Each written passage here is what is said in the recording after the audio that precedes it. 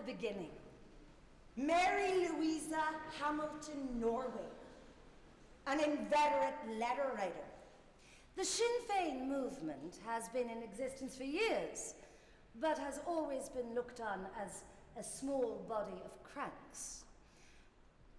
It became noticed some months ago in certain circles that they were obtaining large quantities of arms and ammunitions. Various persons did all they could to open the eyes of the authorities, including Arthur, but they wouldn't listen. Secretary of the Post Office, Mr. Arthur Hamilton Norway. Thank you. Mary Louisa's husband. Lord Lieutenant, Chief Secretary, ladies and gentlemen. The 5th of March, 1916. Tonight is a night to look back 100 years. This has been the culmination of Arthur's career. This magnificent edifice was built to house the postal service in the second city of the empire. But no longer is this just a postal service. This is the era of communications. The telegraph, telephony, perhaps soon also the wireless. But these inventions all take space. My predecessors allowed this room to become cluttered with back offices. So when I arrived here in Ireland, I decided to restore this public hall to its former glory, to make a civic space worthy of this city. It is a privilege to be able to reopen it now, tonight. Thank you. I hope we do a better job of protecting it over the next 100 years. Oh, we have been happy here in Ireland. As happy as could be. Now, I'd like to pay tribute to one of our postmen, Mr. J.F. Connell, who is home on leave from the front. And the boys were happy in Black Rock. It was so good to have the chance to rear them in the countryside. Mr. Connell has been fighting for the rights of small nations in France and has just been awarded the Distinguished Conduct Medal for Valor in the Field. Please join me in wishing that he will soon be able to return to his duties here after a victorious war.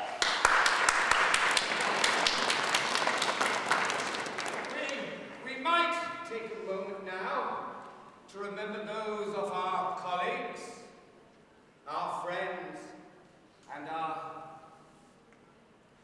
families who will not be returning. But after Fred was...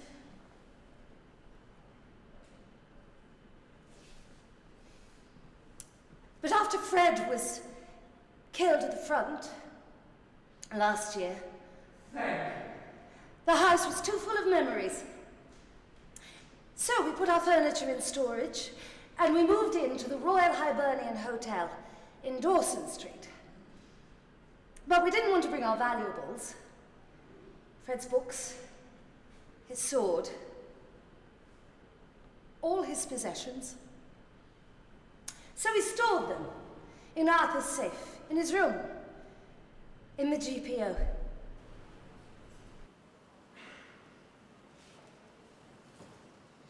The 24th of April, 1916. Easter Monday, shortly after midday. There's not as many of us here as I'd hoped. But it'll have to do. Get everybody out. Everybody out! Let's go on! You heard the man, ma'am! Everybody out! I'm not going anywhere till I've got me separation money. There'll be no money for British Army Royals for the Irish Republic. I'd like to see you teach 6 children with an Irish Bleed Republic. These women battered the peelers during the lockout, lads. Let's not make an enemy of them. The General Post Office is to be the headquarters of a national rising. What the fuck are you doing? Sending a telegram. It's a different kind of telegram your family will be getting if you show any fucking cheek. The first rising in almost 50 years. Start barricading the doors! Elsewhere in the city, other garrisons are taking up strategic positions. And the windows like you were taught! Break out the glass or it'll turn into shrapnel! Outside of Dublin, well, we don't know. Well, I was spooning the last 3 weeks. 3 weeks it is. The forces are led by James Culleon, founder of the Irish Citizen Army. If you can't find any furniture, use paper, notebooks, letters, books of stamps. Paper? Aye, slows bullets, man. Alongside him is the well-known school principal, Patrick Pearce. Well, Pierce, here we are. Daily. What's 1,750 years? The enemy's communication centre. We're better to start a revolution. Yes, but where will it end? And with them are some 200 men of the Irish Volunteers and the Irish Citizen Army. Among them is the Oracle. O'Reilly! Thought you were against us. I had to wind up the clock, didn't I? May as well hear it strike. And they are joined by 3 other key figures in the planning of the rising. Joseph Plunkett, who is in the final stages of tuberculosis and reliant on his young aide-de-camp. I got you, gentlemen. And the legendary Fenian, Tom Clark, and his protege, Sean McDermott. What's O'Reilly doing here? Keep an eye on him. Make sure Pierce stays on his desk and sticks to the writing. And with these men, there is one woman. Me. Carney! Winnie Carney. What the bloody hell is that woman? Secretary to Mr. Connolly. I came with him from Belfast. For my sins. Carney! Oh, the tricolor, Miss Carney. Where's the tricolor? Flags were not my responsibility, sir. Bloody hell. I suspect you've left them at Liberty Hall, sir. Lad! Sir. Go down to Liberty Hall, get the tricolor. Yes, sir. Mr. Connolly. What? The plough and the stars. I'm the Starry Plough, man. Sorry, Paul. Aye, we're fighting for the cause of Labour and the nation. It may not be the same cause for too long.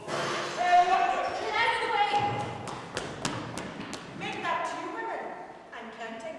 Catherine, Oh, Joe Gahan. Sorry about that. what are you doing here? I'm with Colin Murphy. I'm reporting for duty. And why couldn't you use the door? Paddy wouldn't let me in. Jesus, don't tell him I did. Go and make yourself some use. I brought some first aid materials. Looks like you found your first patient. Where's the medical station? There isn't one yet. But this will have to do. Have they attacked him? Has anybody been shot? He dropped one of his own bombs. Can we have somebody put up the lead? Pierce. Pierce! Are we launching this republic or are we not? Of course. The Republic guarantees religious and civil liberty, equal rights, and equal opportunities to all its citizens, and declares its resolve to pursue the happiness and prosperity of the whole nation and all of its parts. Who's in charge of provisions? What the hell is that? Fish? Where'd you get it from? I commandeered it from the Gresham. Good work, get in the kitchen.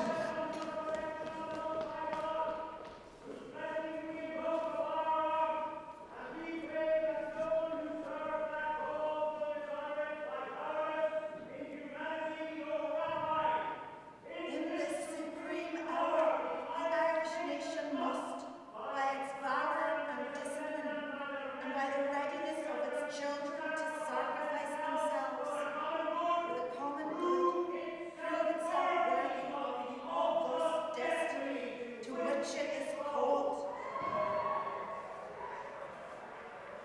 Well, day 1 of the Irish Republic.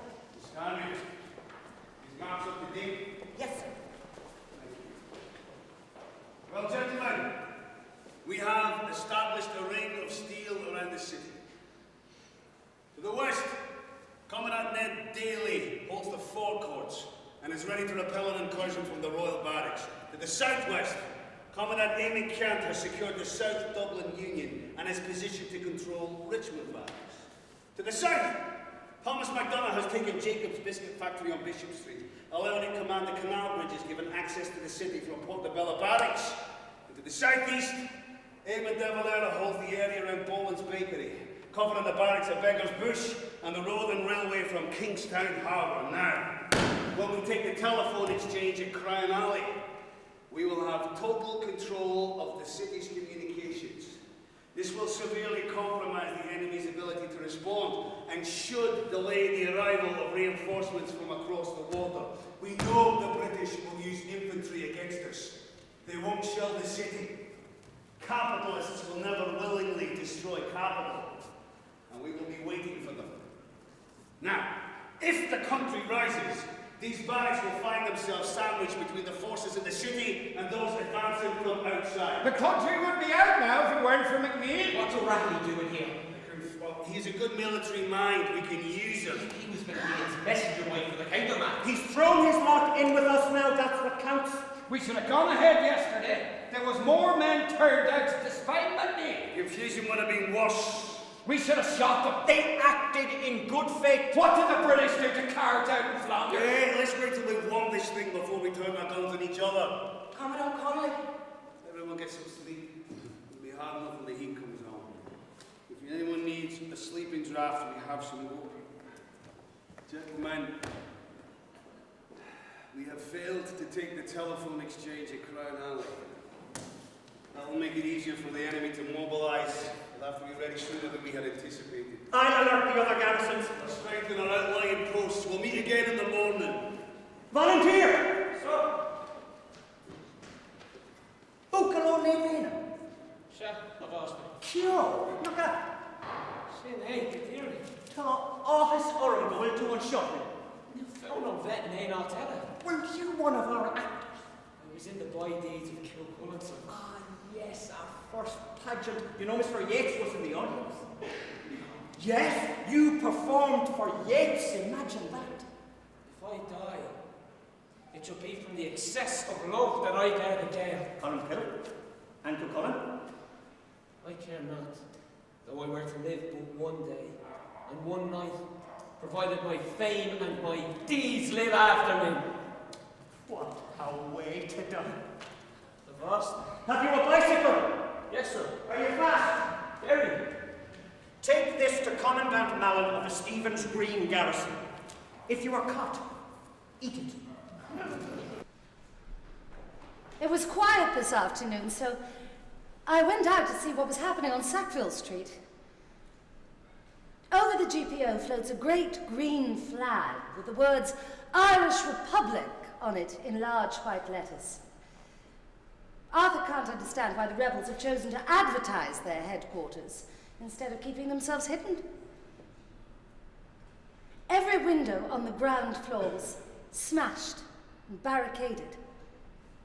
But I could see Arthur's room on the first floor, and it appeared not to have been touched, so at least Fred's things are safe. After they took the GPO, the rebels sent a unit to take the telephone exchange, but just as they were turning into Crown Alley, an old woman rushed towards them, crying, "The place is crammed with soldiers." So they turned back. But there weren't any soldiers there. It was unprotected. Our boys arrived a few hours later, and now it's secure. Had the rebels taken the exchange, we would have been absolutely powerless. We would have been unable to send messages or telegrams for troops. We don't know who the woman was, whether she was on our side or thought she had seen soldiers. But whoever she was, she may just have won this fight for us. Tuesday, day 2 of the Irish Republic. I'm parched. Is that tea? Toilet. More men and women have flocked to the GPO as word of the rising has spread. What the blazes are you doing? What does it look like I'm doing? Where did you get that? It's a post office. It's full of bikes. Shouldn't you be at your post? Would you relax? The British have run scared. We're in charge now. We found these upstairs. Party? Pour them down the drain. What? No drinking in headquarters. The whole city is boozing for free, and we can't have a sup. Tom Clark's orders. But nobody's going to notice one bottle. All right, let him take Bull Margaret. Make shot. I'll have to get rid of them. No, out of the back of the hand. I am throwing it at the back of my hand. Yeah. At the point of release, the palm is open upwards, pointing towards the square. The back of the hand is facing the batsman. Your wrist is 180 degrees towards the ground. The seam of the ball is pointing towards fine leg. It's your third finger that doesn't work. As you release, turn the ball anti-clockwise. See? Show me again. Remember, hide the ball, lad. Never let him know your intentions. That's why it's also called the wrong. Now. Oh, hang on to it. Come on. What's going on here? Don't shoot. Oh, sir, don't shoot, sir. An escaped prisoner, throwing projectile. Why the hell wouldn't I shoot? He hasn't escaped, sir. And what the hell is he doing? Bowling, sir. Bowling. He asked me to show Shut you. up. We were talking cricket, sir. Cricket. And he said he could do that new ball they're all talking about. The googly. The googly. And you can do it. I've got this. Sir? Get back to your ball. Yes, sir.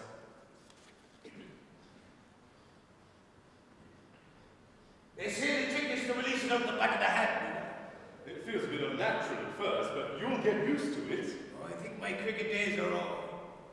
Here, over there, show me what you were showing himself. The Irish Times is out. The Irish Times is out. What do they say about this? Spring show, fairy house, the doily cart up at the Gaiety. Boris going nonsense. This desperate episode in Irish history can surely have only one end. That's why we're publishing our own paper. We need to think further afield. London will just censor what we put down anyway. Wireless. We could broadcast the proclamation. Broadcast. Morse code. To who? America. Find me someone who can use a wireless machine. Sir? Sir, these men say they want to join us. Well, who are they? Who the hell are ye? Speak up, man. He not speak the English. How about Irish? We sailors. Sailors. We docked in Dublin yesterday. I am in Sweden. He Finland. We want to join your fight. Can you use a weapon? I can use a rifle. And he can use what you shoot the fowl with. Shotgun. Yeah. Need to get the guns. Yes, sir? Welcome to the Irish Republic. Comrades, soldiers, and officers of the Irish Republic, on this second day of the Republican forces hold all their positions and the British forces have nowhere broken through. The casualties of the enemy are much more numerous than ours. The populace of Dublin are plainly with the Republic. The officers and men are everywhere cheered as they march through the streets. Reports to hand show that the country is rising. Sorry, can I help you? I need to talk to Sean. Sean? McDermott. What's your name? Min Ryan. What are you doing here? I wouldn't come in a man. What branch? Dawson Street. I was sent to Wexford with the order from McNeil. The countermand? I need to talk to McDermott. Is Wexford rising? I don't think so. Have you a dispatch? Here. They were confused at the countermand. Pierce said, the Republic? Have you not seen the proclamation? I just got here. He said they're cheering in the streets. You did? They're dead horses in the street. There were dead bodies too. And Cleary's. They've broken into Cleary's. Why? Because there's no one to stop them. Somebody should stop them. How? You have guns. Why else you stop a mob? The Irish Republic will never turn its guns upon its workers. Where's McDermott? Wait over there. Here! Here! What would you think of a German prince, a Catholic one, What? as head of state? Head of... Titular head of state, I mean, to represent us at the peace conference? What peace conference? After the war, the one to represent the rights of small nations. Look, Piers. A monarch would give us international standing. It's not. It would be great for the language. A blow against the Saxon tongue. It's not German princes we need, 'tis German gun. They didn't get through. Casement was cut. You should have called it off then. The men had been brought so far, we had to move forward. Besides, we'd shown our hand. They'd have arrested us all. Disarmed the volunteers. That would have killed off the movement for a generation. What do you think this is going to do? We have proclaimed the Republic. The Republic. We are broadcasting it to the world. And what is that? Is it socialist? It will be separate. Then the people can decide. It's something to strike the world's imagination.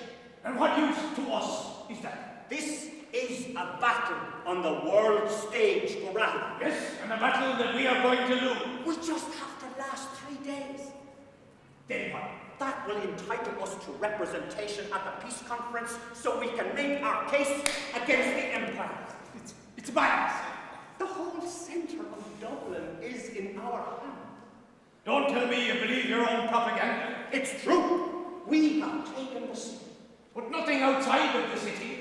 And it's only a matter of time before they concentrate their forces on us. Just 3 days, O'Reilly. We can last 3 days. How? Show me. Show me how. Show me the strategy. The girl, Sean. I know. She took the countermand. She took it to Wexford. She was given an order. She had no choice. Did she know of our plans? Nothing. Why is she here? For the same reason we are. Why is she asking for you? We said our goodbyes, Sean. There's a reason we didn't bring our women. I've worked on this for 15 years, Tom. I know, look, I'm not going anywhere. Do you trust her? With my life.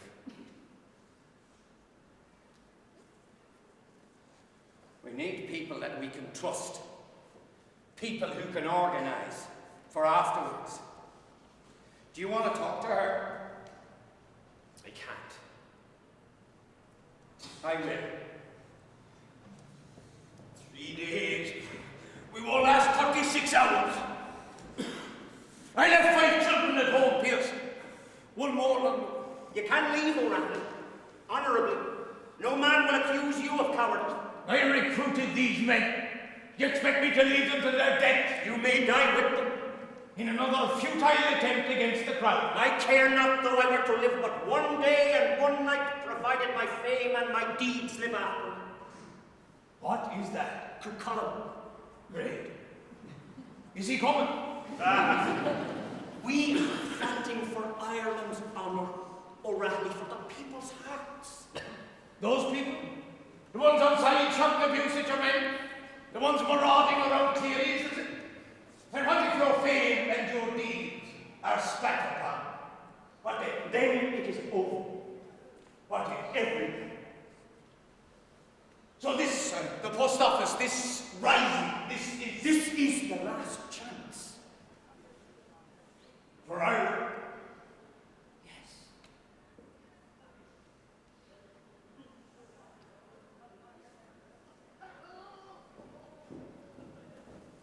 Miss Ryan! Mr. Clark, I was hoping to see Mr. McDermott. Sean's asleep. We none of us have slept much these past few days, and we need to keep our wits about us for the fight ahead. Will we win? You won't be here at the end. You will have work to do. Outside, afterwards. My work is here. Your work is where I say it'll be. I haven't given 10 years to this movement to be sent home when it's finally I've happening. waited all my life for this. I spent 16 years in British prisons. They beat us, starved us.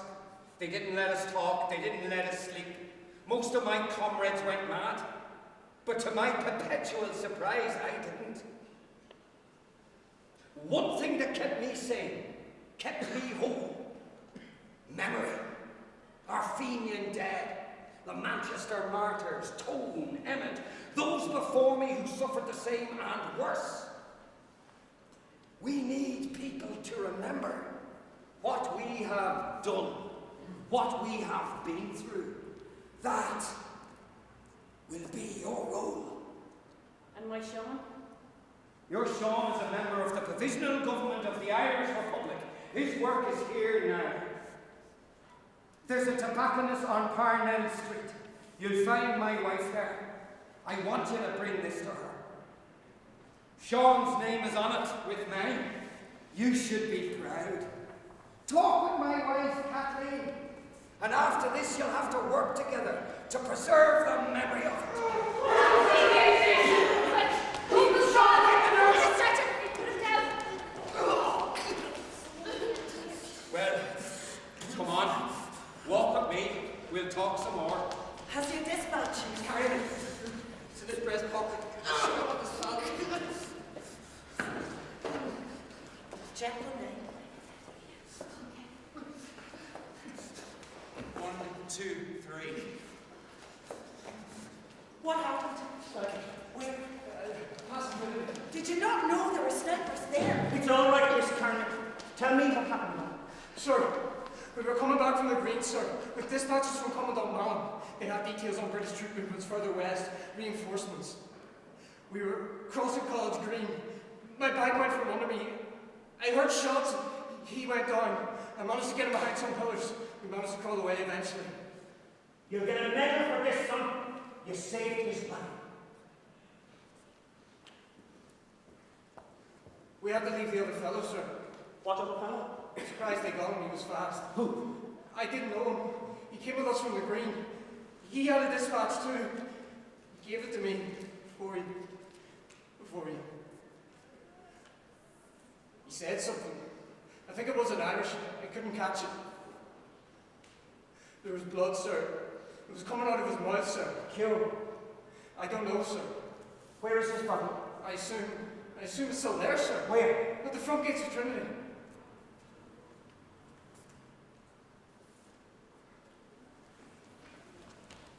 Can we? It's too dangerous, sir.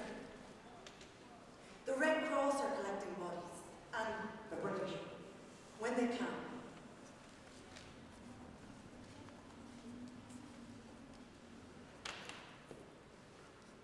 He knew what he was doing, Mr. Pierce. Yes, we're talking about it. The men will need a police. When the shooting in Grafton Street was over, the mob appeared. At the corner of the Royal Hibernian Way is a high-class greengrocer, and they swarmed inside. Children ran out, dragging great bunches of bananas by cords tied around the stalks. One woman was hanging out of an upper window, dropping down apples and oranges to a friend, and she was shot through the head by a sniper. He was probably one of ours. Her body dropped into the street, and the mob cleared. A few minutes later, a handcart appeared and gathered up the corpse. And instantly, the mob swarmed back to continue their looting. We hear the military have poured into the city and are at the Shelburne Hotel and Trinity College. The rebels have barricaded Sackville Street. It is expected to be very fierce fighting of the GPO. And we know nothing of what is going on in the other parts of the country. Just more rumors of insurrection in the west and the south.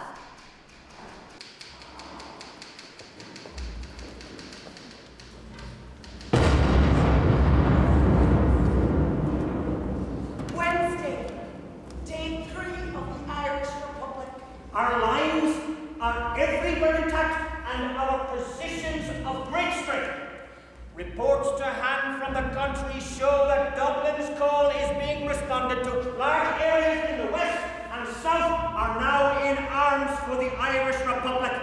The final achievement of Ireland's freedom is now, with God's help, only a matter of days. Only a matter of days. Things really coming on. Have a look at this. We think the British have occupied Amiens Street Station. We got units on the corners of North L Street here and here. Make sure they're well fortified. See if we can get some men at the corners of Abbey Street as well. Could just smash down the keys. And that'll leave our southern flank vulnerable. I'll get some men on Liffey Street. So much for your socialist claptrap. The capitalists would never shell capital. Don't you see? They're shelling us because they're afraid. Afraid of what? Afraid of our ideas. They're shelling us because we've made ourselves a sitting target. We can't stay here. We have declared the Republic. Our flag is flying. Oh, 'tis? Telling them exactly where we are. We need to strengthen our defense. You cannot defend against that. They're using the artillery to soften us up. Then they'll send in the infantry. You cannot fight a revolutionary war from a static position. We should be mobile. Defense in depth. We need to prepare fallback positions. Force them to come after us.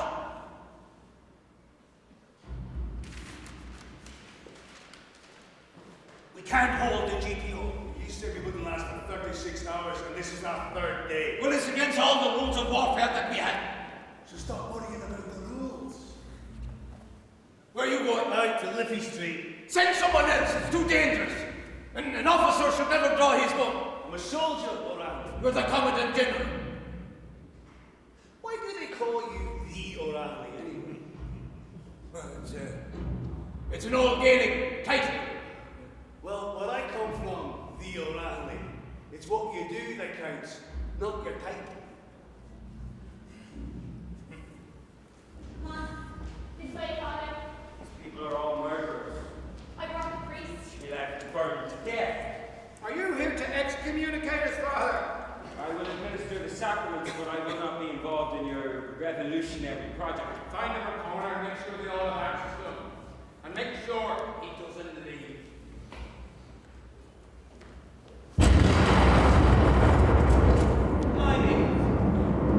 I hear they've already used artillery on our men at Fairview. We don't stand a chance.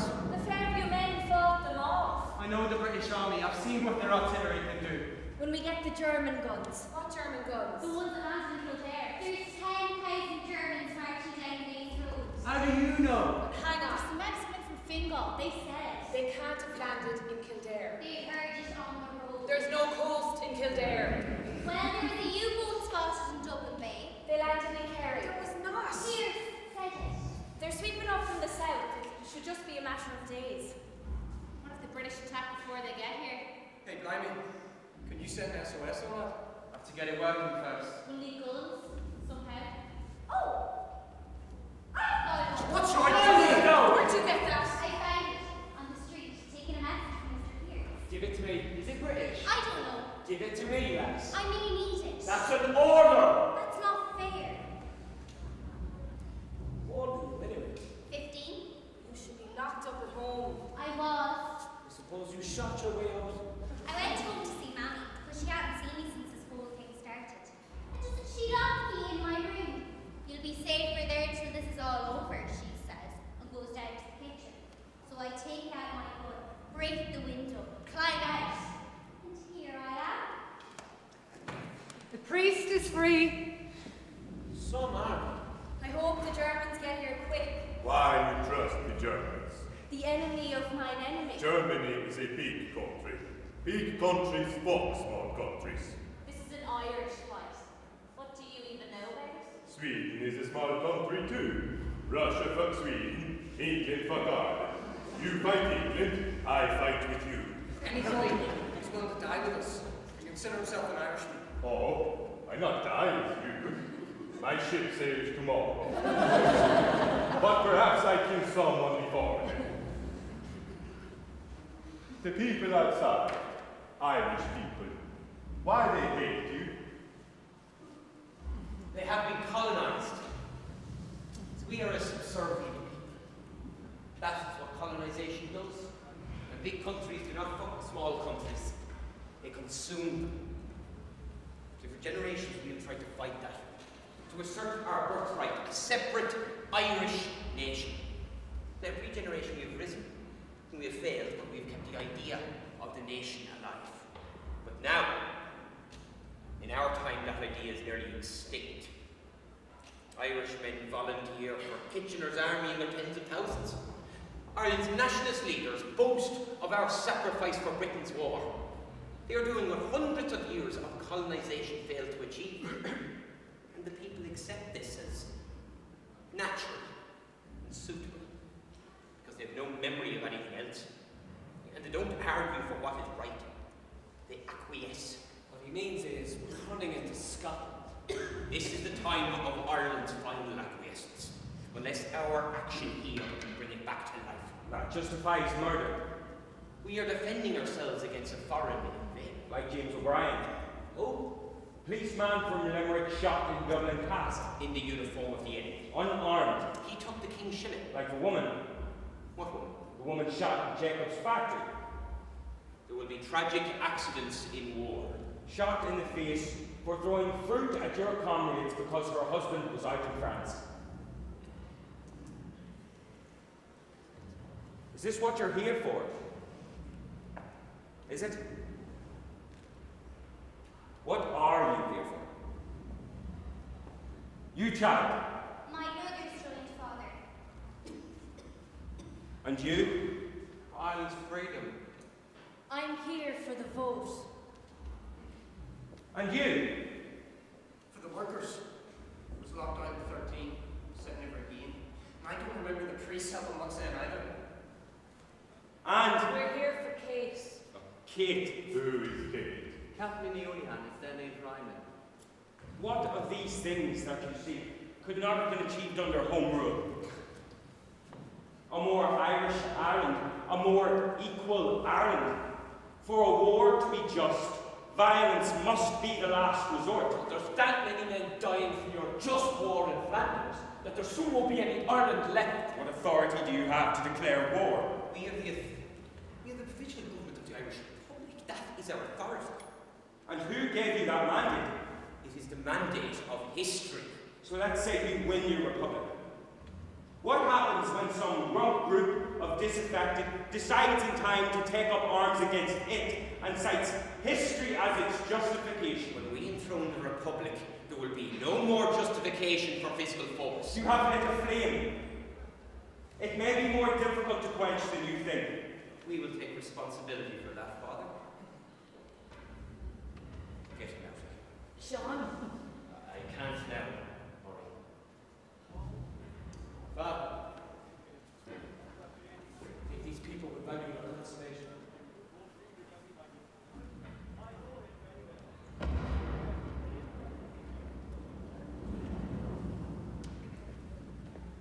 I had a nightmare. I was hanged.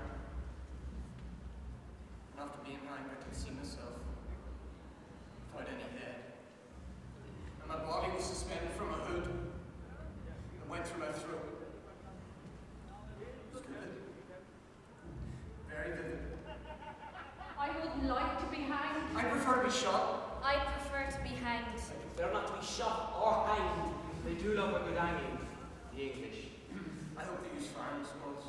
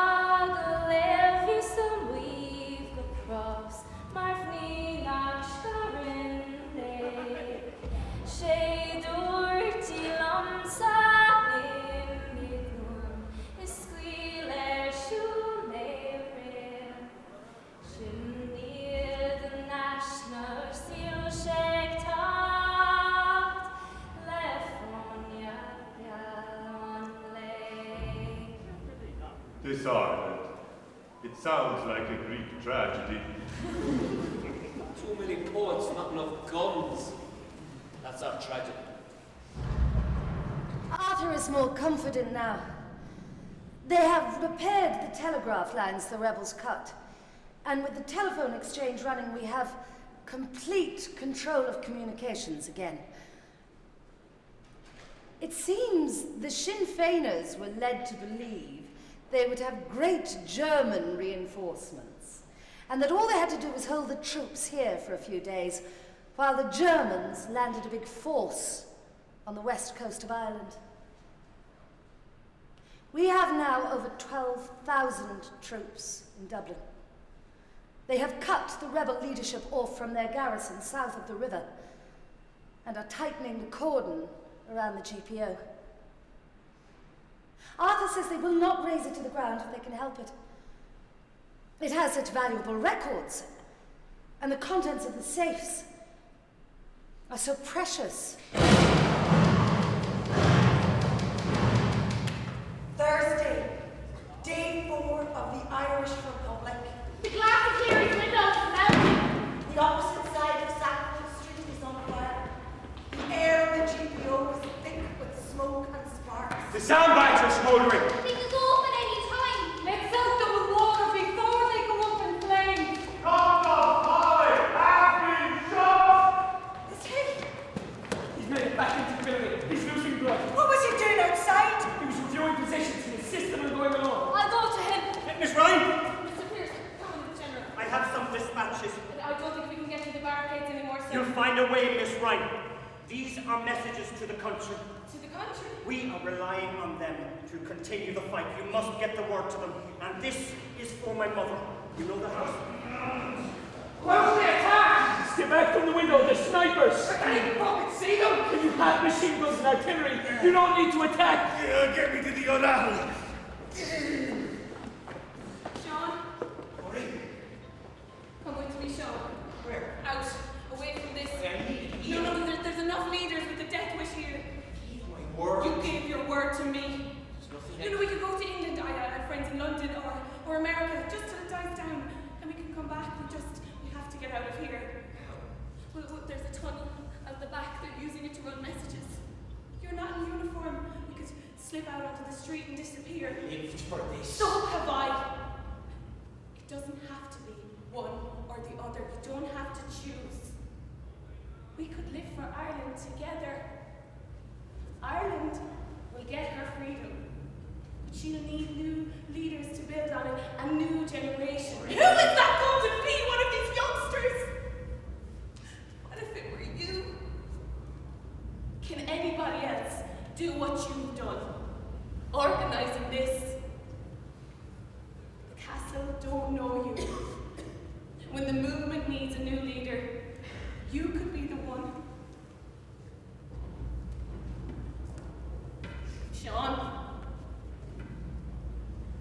Clark was 16 years in jail. I can't wait 16 years. Me?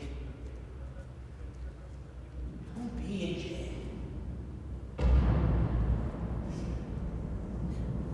They always taught me.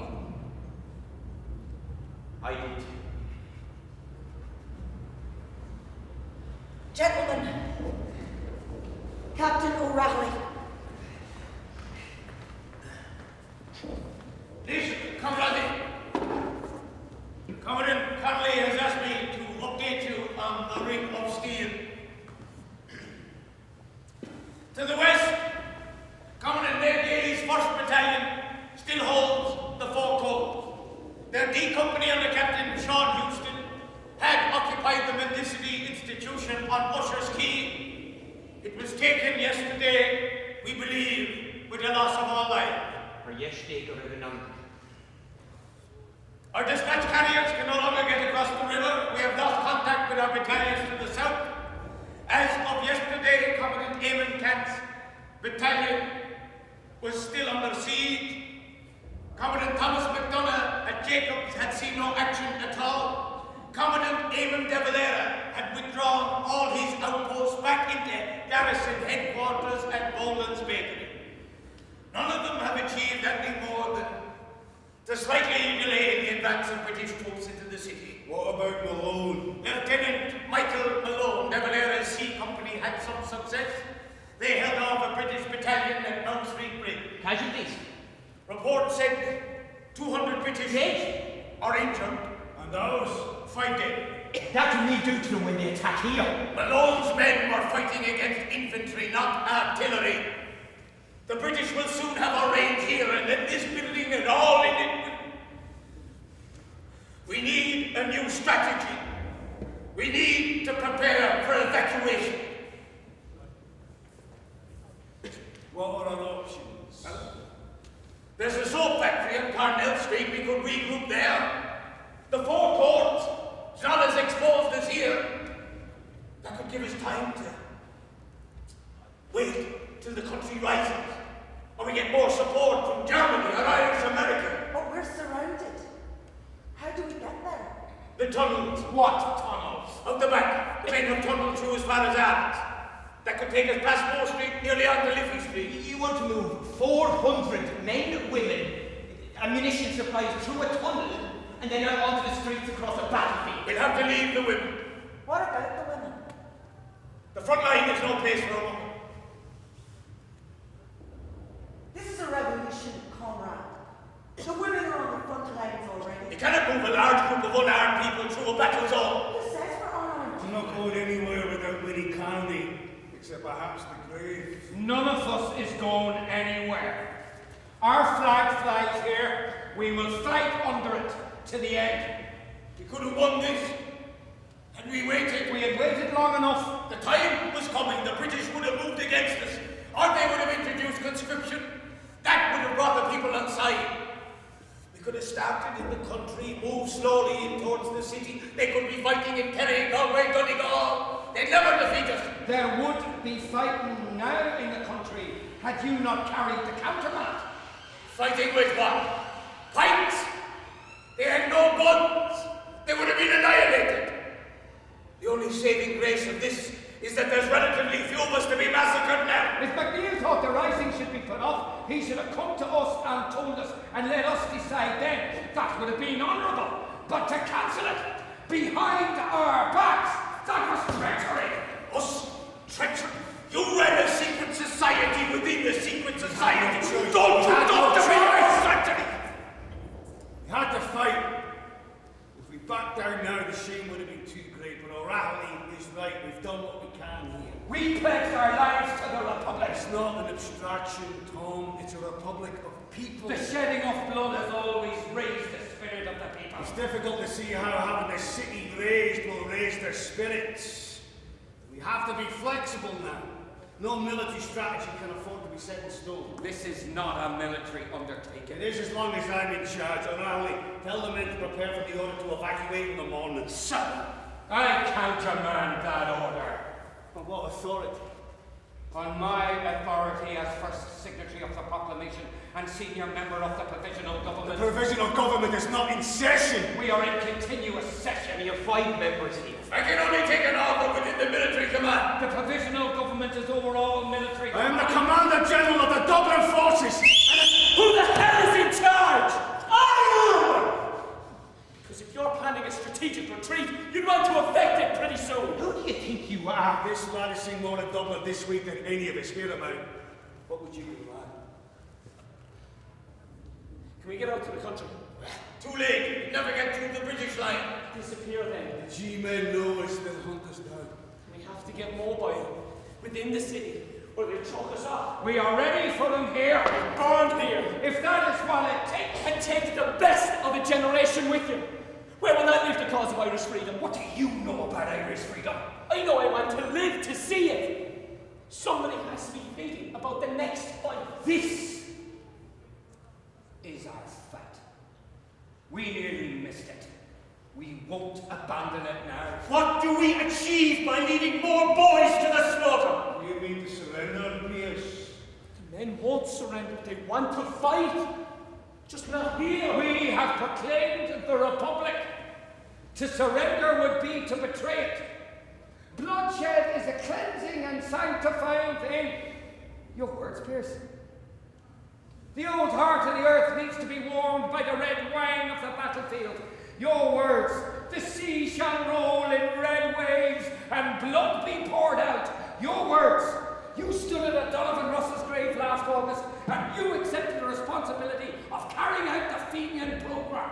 Splendid and holy, you call them. Well, this is what is holy. The tradition that we inherit.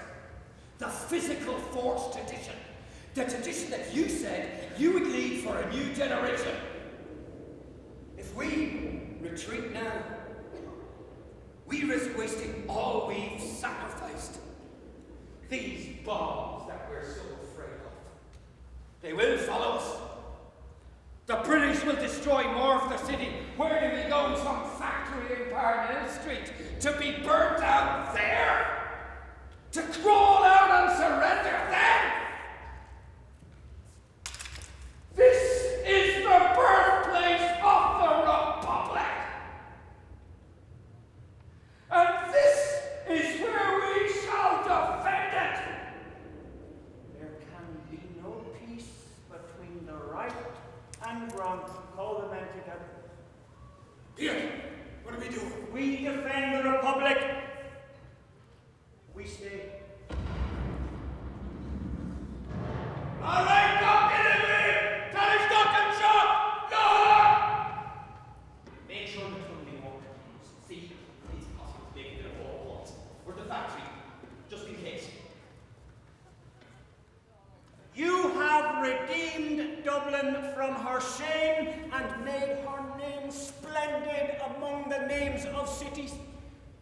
The Irish Republic has been established by our actions and has attained the right to be at the peace table in Europe after the war. You deserve to win this fight, and win it you will, though you may win it in death. We now have 30,000 troops in Dublin.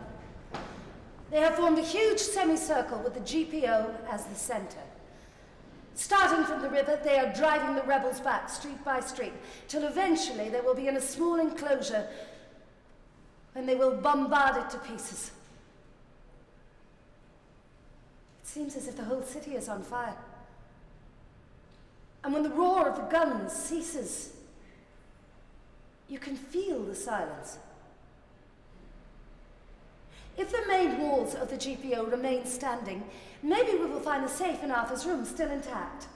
It was built into the wall. My jewel case is in it. In it are 3 little brooches Fred gave me when he was a boy. And a lock of his hair. Friday, day 5 of the Irish Republic. Stay back from the windows! I haven't received an order. Machine gun fire coming in, you'll be killed! I haven't received an order. The roof's on fire! The roof's on fire! Get the hose up there! The water pressure's too weak! The fire threatens to spread throughout the building. The lift's on fire! We need buckets! Get buckets up there! We have to get the people out. The women! Anyone who's not fighting, the wounded. The wounded! The back way! They can make for the Jarvis Street Hospital! We'll send some of the women with them! Come not go. He's with us till the end! So am I. Pierce! We have to send the women out! If they don't stay here any longer! They want to stay. The only people we need now are people with guns! Is it safe to leave? They can carry white flags! What guarantee is that? Well, it gives them a chance at least! We're not leaving. What's wrong? They want us to go. We're here till the end. Enough! We'll die here! Ireland doesn't need your deaths as well! We won't be the first to die for the vote. You told us we were equal. We are not second-class soldiers. If you don't order them, they won't go! We'll not follow any unjust order. Your presence has inspired the men. Their heroism pales before the devotion and duty of Our the duty is here. May God give you the strength to carry on the fight. The fight on here. The Republic guarantees equal rights and equal opportunities to all its citizens. That includes the right to fight alongside you. Pierce, there's no force. Will you don't confuse the orders! Yes.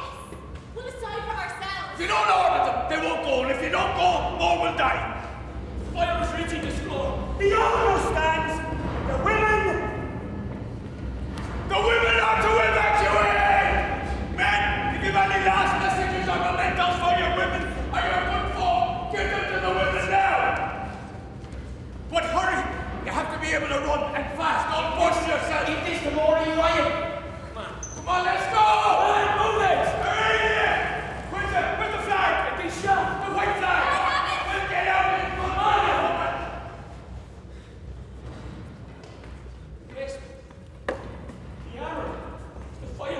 bombs will be blown to pieces. Get them out to the yard. We've no more men, they're fighting the fire. We can use the prisoners. It is pitch black down there. If anyone We'll falls, put people on the stairs with lights. The prisoners can carry the bombs. This position is no longer defensible. We could build barricades in here. For what? For when they storm it?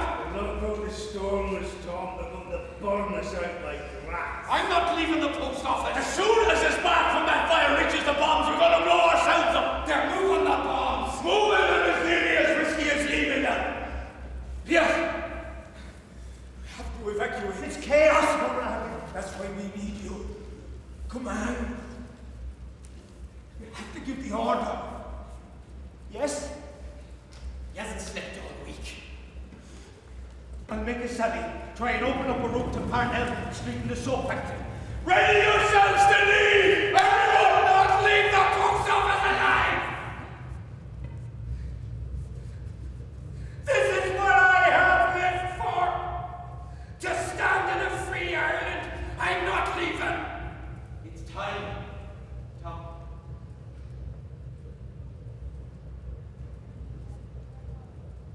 I'll not surrender. There may be life in this rebellion yet. If there isn't, there's another generation with us that can fight again.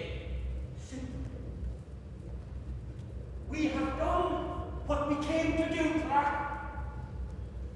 Let the provisional government not divide now.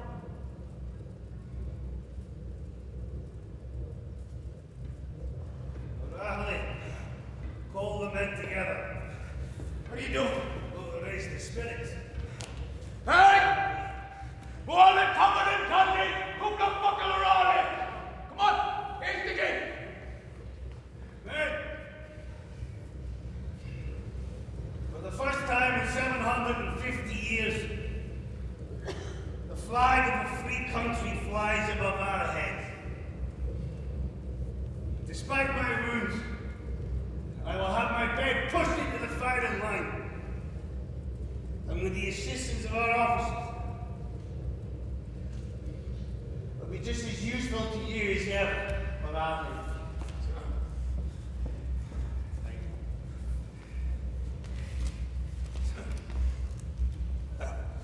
Just as useful to you as ever.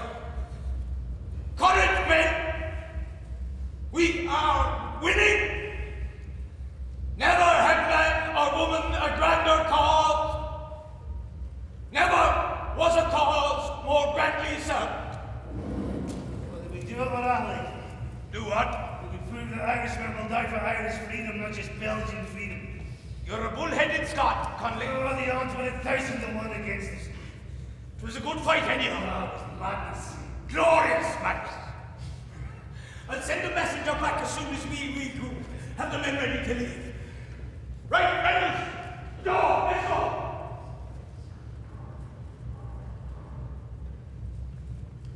We shall wait for the signal from O'Reilly's men when it comes.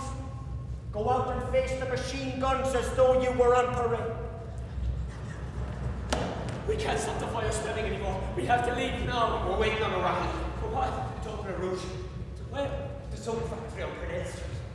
That's madness. I've been out there. It's in the hands of the British. I thought we were in it for the forecourts. He's just left. He'd be fucking killed and certain death. What way did he go? In that way. In Moore Street. I'll try and warn him. Well, what now, Pierce? We wait. He'll be back. We wait. Winnie? Winnie, the city's burning, Winnie. Winnie, why did we do this? Eh? What have we done? We fought, James. That's all we could do. Somebody had to make a start. We'll sing our song, our soldier's song, with cheering, rising chorus, and round our blazing fires we throw the starry heavens o'er us. And so we wait. The roof is going to fall!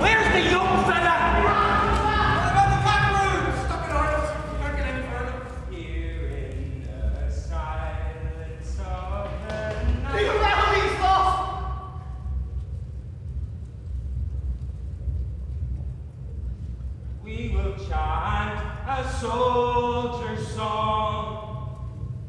Soldiers are we, whose lives are pledged to Ireland. Some have come from a land beyond the wave, sworn to be free. No more our ancient Ireland shall shelter the despot or the slave.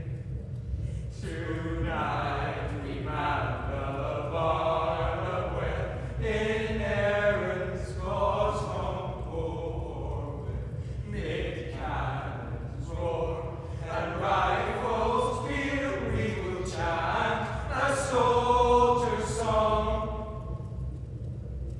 And then we can wait no longer. The men are ordered out onto Henry Street in the hope of making it to morning. Commandant Connolly is carried in a stretcher. I try to shield him as best I can. I turn for a last look. I can just see the tricolour through the smoke. And across the road, the plough of the stars hangs above the Imperial Hotel, just out of reach of the flames. We have no plan now. We have just each other. For what it's worth. The rebels have surrendered. So I went out to look on the wreck and desolation of this great city.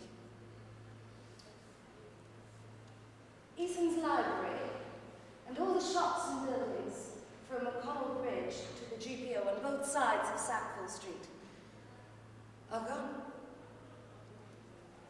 Behind the GPO was the Coliseum Theatre, a shell. On the other side of the street was the Freeman's Journal, all the printing presses, a line among the debris, all twisted and distorted. And behind that was a great riding school. All the horses were burned to death. Of the GPO, nothing remains but the four main walls and the great portico. Arthur's room is on the first floor. When the whole place fell in, Arthur's room fell through into the next floor, and a portion of that fell through into the cellar. So, everything belonging to Fred has gone. I'm not grateful to have survived. No thankfulness at all. I don't understand it. But so it is.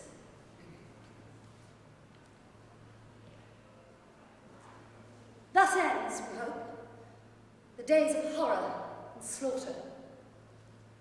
This appalling chapter in the history of Ireland.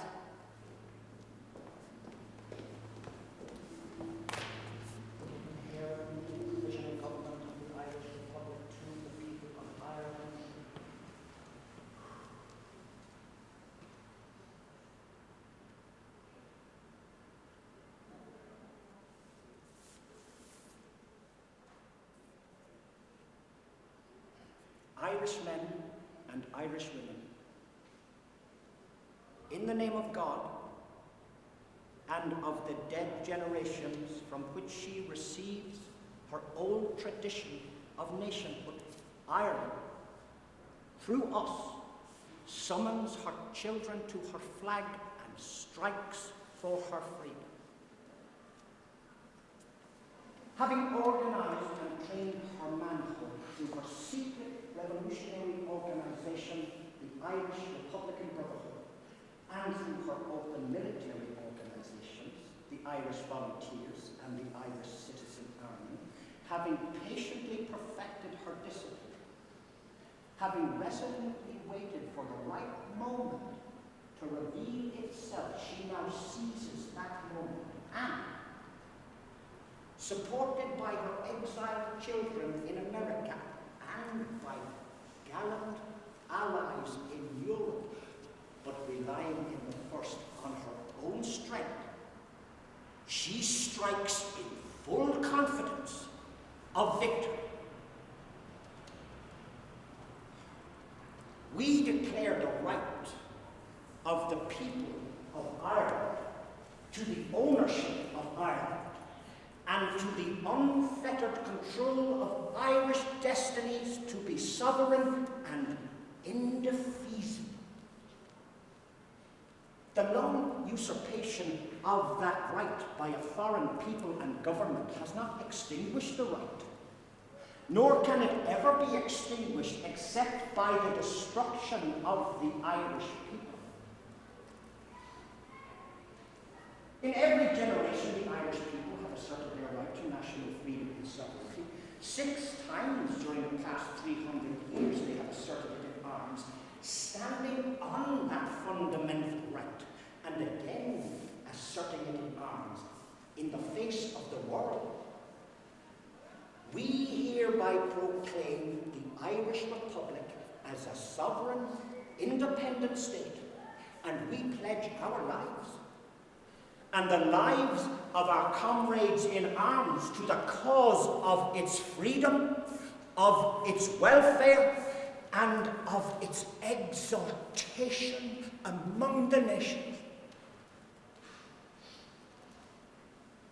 The Irish Republic is entitled to and hereby claims the allegiance of every Irish man and Irish woman.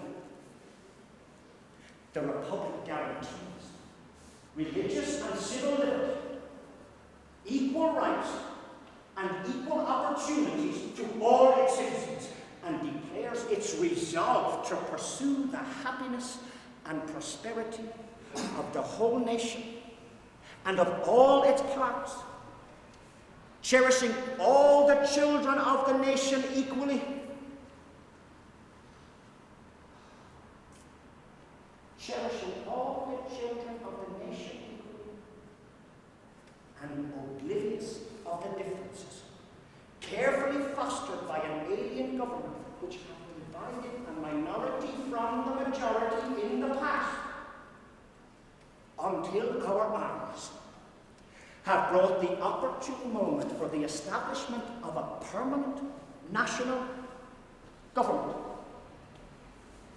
representative of the whole people of Ireland and elected by the suffrages of all her men and women, the provisional government, hereby constituted, will administer the civil and military affairs of the Republic in trust for the people. We place the cause of the Irish Republic under the protection of the Most High God, whose blessing we invoke upon our arms, and we pray that no one who serves that cause will dishonor it by cowardice, inhumanity, or rapine. In this supreme hour, the Irish nation must, by its valor and discipline, and by the readiness of its children to sacrifice themselves for the common good, prove itself worthy of the august destiny which it is called. Pierce! Are we launching this republic or are we not?